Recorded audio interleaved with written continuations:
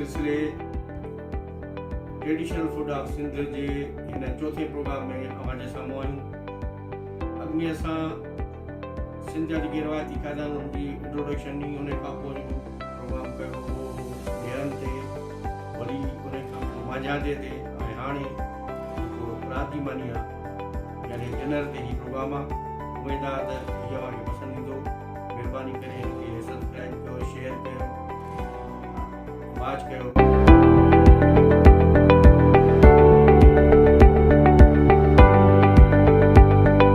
खाइण पीअण जा वॾा शौक़ीन थींदा आहिनि। हूअं बि सिंधी खाधो लज़ीज़ हुजण जे लिहाज़ खां सॼी दुनिया में मशहूरु आहे। आम तरह दाल चांवर खां वठी पुलाउ ताईं राति जी मानी या डिनर में खाधा वेंदा आहिनि।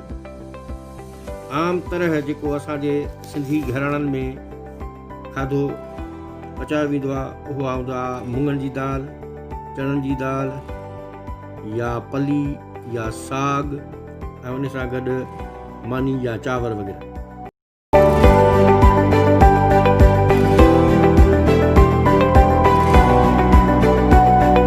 राति जे खाधे में आमतौर सब्जियूं ई पचाई वेंदियूं आहिनि। उन्हनि सब्जियुनि में पटाटा, भिंडियूं, वाङण, बिह, पालक, तूरियूं, करेला वग़ैरह।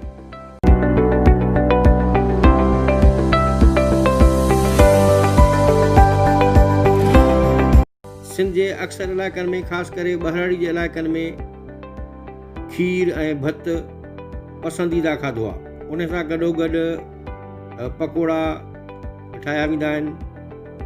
ऊन्हारे जी मौसम में अंब वॾे शौक़ ऐं ज़ौक़ सां खाधा वेंदा आहिनि। सिंधड़ी अंब ॾेहां ॾेह मशहूरु आहे सिंध जो।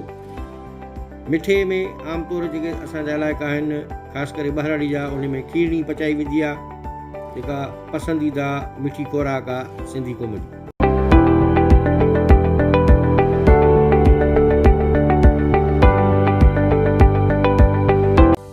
भाॼी सां गॾु जेका मानी पचाई वेंदी आहे उहा चांवरनि जी हूंदी आहे, पर कणिक बि ख़ासि करे काछे या कचे जे इलाइक़नि में आम जाम आहे।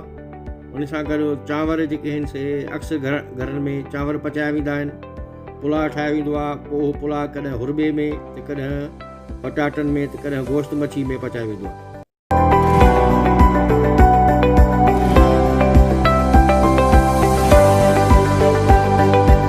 कॾहिं कॾहिं या अक्सर ख़ासि मौक़नि ते वॾो गोश्त, नंढो गोश्त, मच्छी, अंडे जी भाॼी वग़ैरह पिणु तयारु कया वेंदा आहिनि।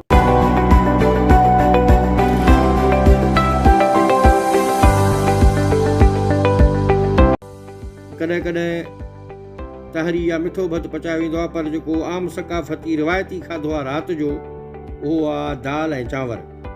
दाल जेके आहिनि कॾहिं चणनि जी पचाई वेंदी आहे, कॾहिं मुङनि जी, कॾहिं मटरनि जी, कॾहिं मसूर जी, ऐं उन सां गॾोगॾु चांवर जेके आहिनि से पसंदीदा खाधो आहे सिंधियुनि जो।